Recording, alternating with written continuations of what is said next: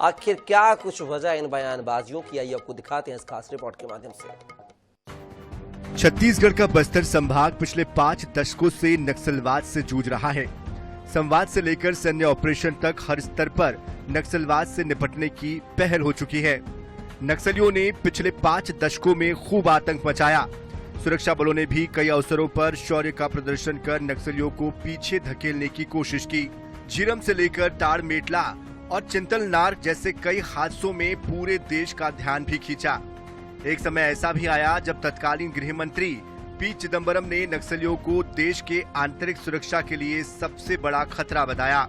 लेकिन वर्तमान गृह मंत्री अमित शाह के 2 बयानों ने नक्सलवाद को लेकर नई बहस छेड़ दी है। पहले तो उन्होंने 3 साल के भीतर नक्सलवाद के खात्मे की बात कही। इसके बाद उन्होंने नक्सलियों से सरेंडर करने या अंजाम भुगतने के लिए तैयार रहने की चेतावनी दे डाली। लेकिन शाह के इस बयान के बाद से ही इसे लेकर सियासत भी तेज है।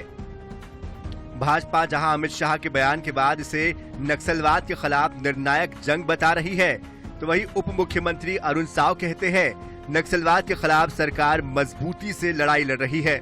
जल्द ही प्रदेश के नक्सलियों का खात्मा हो जाएगा।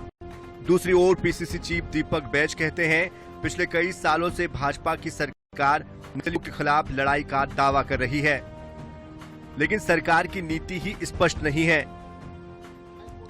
हाँ, निश्चित रूप से भारतीय जनता पार्टी की सरकार ने प्रधानमंत्री माननीय नरेंद्र मोदी जी के नेतृत्व में अमित शाह जी लगातार इस दिशा में काम कर रहे हैं। अनेक राज्यों में नक्सलवाद पूरी तरह से समाप्त हुआ है, कुछ राज्य में बच गए हैं और राज्य में कांग्रेस की सरकार के कारण छत्तीसगढ़ में थोड़े हिस्से में है। आने वाले कुछ ही समय में छत्तीसगढ़ से भी नक्सलवाद पूरी तरह से समाप्त हो जाएगा। गृह मंत्री जी बोलते हैं देश के कि सरेंडर कर ले, और ये हमारा प्रदेश का गृह मंत्री बोल रहे कि बातचीत को तैयार है। आखिर भारतीय जनता पार्टी किस दिशा में जा रहे हैं? मतलब राज्य और केंद्र सरकार के दोनों के बीच की बयानों में, ये कामों में ही तालमेल नहीं है, तो ये कैसे संभव है? आखिर इनके पास नक्सलवाद पे इनकी नीति क्या है, ये स्पष्ट करना चाहिए। 5 दशकों से नक्सलवाद का दंश झेल रहे छत्तीसगढ़ में हर कोई चाहता है कि अब इसका अंत हो।